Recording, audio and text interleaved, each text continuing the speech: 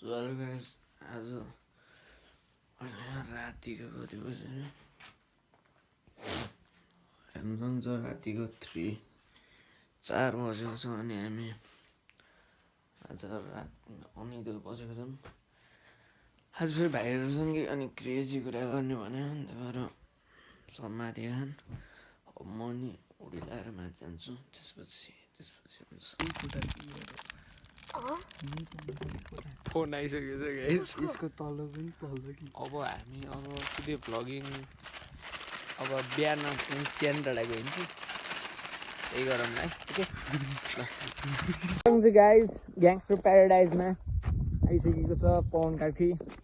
भाइहरूसँग यहीँ र आज पुरै रोड पुरै बिजी के हेर्नु न मान्छे छैन हो के भएको के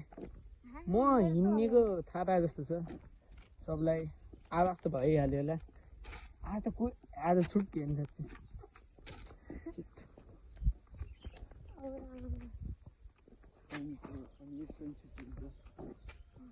2 दिन छुट्टी थियो यार हामी पढ्दाखेरि 2 दिन पनि छुट्टी भन्ने थिएन यार हप्तामा 2 दिन भनेपछि अरू त छुट्टी हुन्थ्यो तर त्यस्तो छुट्टी त हुन्थेन नि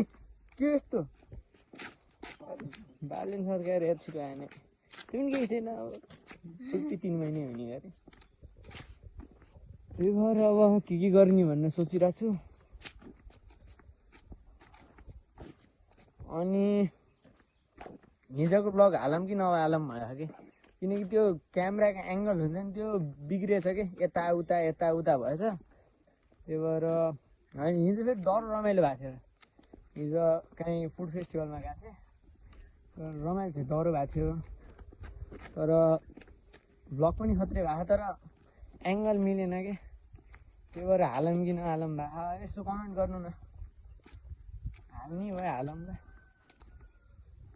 अब यति नै छ अब च्यान्डाला जानु लाग्यो यी मेही माथि त्यही भएर अब माथिमा गएपछि अब ओके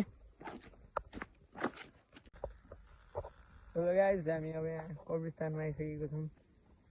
अनि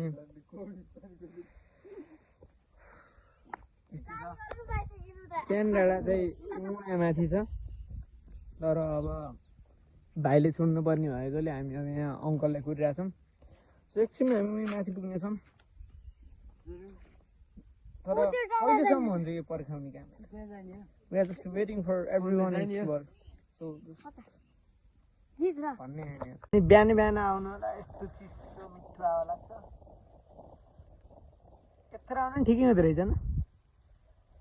सनराइज हेर्नु नि हुन्छ सनसेट